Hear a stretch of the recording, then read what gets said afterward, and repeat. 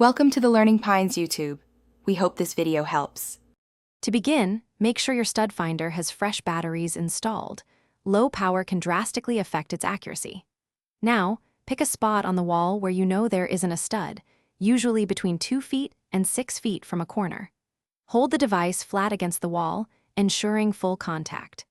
This specific area will serve as your calibration point, allowing the device to establish its baseline reading before you start scanning for studs. Once you've chosen your clear wall spot, press and hold the power button while keeping the stud finder flat. Wait for the calibration signal, which is often a beep and a green light, confirming it's ready. Now, slowly move the device horizontally across the wall, maintaining consistent pressure. Move at about 1 inch per second. Rushing can cause missed readings or false positives, so take your time and be deliberate. As you slide, the stud finder will emit a consistent beep or illuminate multiple indicator lights when it detects the edge of a stud. Once you get this clear signal, stop and mark that precise spot on the wall with a pencil. This marks the **start* of the stud. Continue moving the finder a few more inches until the signal completely disappears, confirming you've passed the initial edge.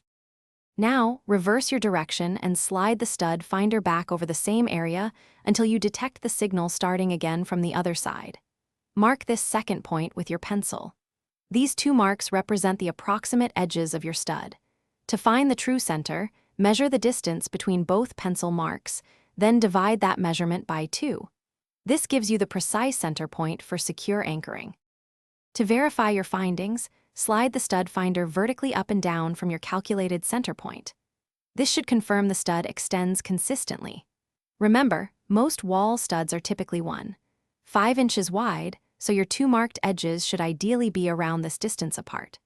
For the best accuracy, always recalibrate your device whenever you start scanning a new section of the wall or if you pause your work, ensuring reliable results every time.